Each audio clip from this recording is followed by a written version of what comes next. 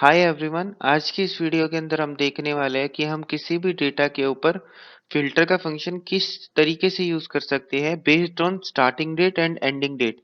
अगर आप यहाँ पे नजर डालेंगे तो यहाँ पे मैं अगर स्टार्टिंग डेट इस तरीके से लेता हूँ तो ये मुझे क्या करके देगा, ये मुझे फिल्टर करके दे देगा पूरे के पूरे डेटा को, जो कि मेरा सेल्स डेटा है। सेल्स डेटा के अंदर से फिल्टरेशन करके दी जा रही है डेट्स की मदद से। फॉर एग्जाम्पल कंपनी का ओनर चाहता है कि 30 से लेके 30 तक का ही डेटा देखना चाहता है वो, बेसिकली एक दिन का, कि एक दिन की उसकी कितनी सेल हुई है। ओके, तो वो इस तरीके से पॉसिबल है।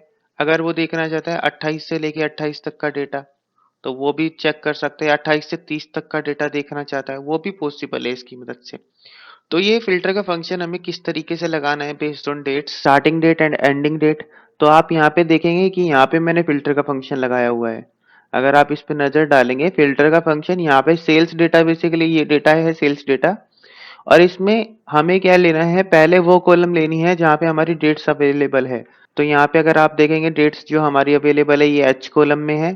तो मैंने यहाँ पे एच कॉलम ही सेलेक्ट किया है सेल्स डेटा का, H2 से H, है ना। और ये ग्रेटर देन और इक्वल टू होना चाहिए B1 के। B1 हमारी डेट है कि ये ग्रेटर देन होना चाहिए और इक्वल टू होना चाहिए। इक्वल टू भी चलेगा और ग्रेटर देन भी चलेगा।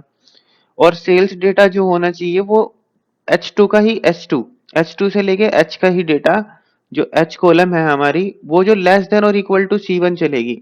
मतलब 28 से कम हो और इक्वल टू हो, और 28 से ज्यादा हो और इक्वल टू हो।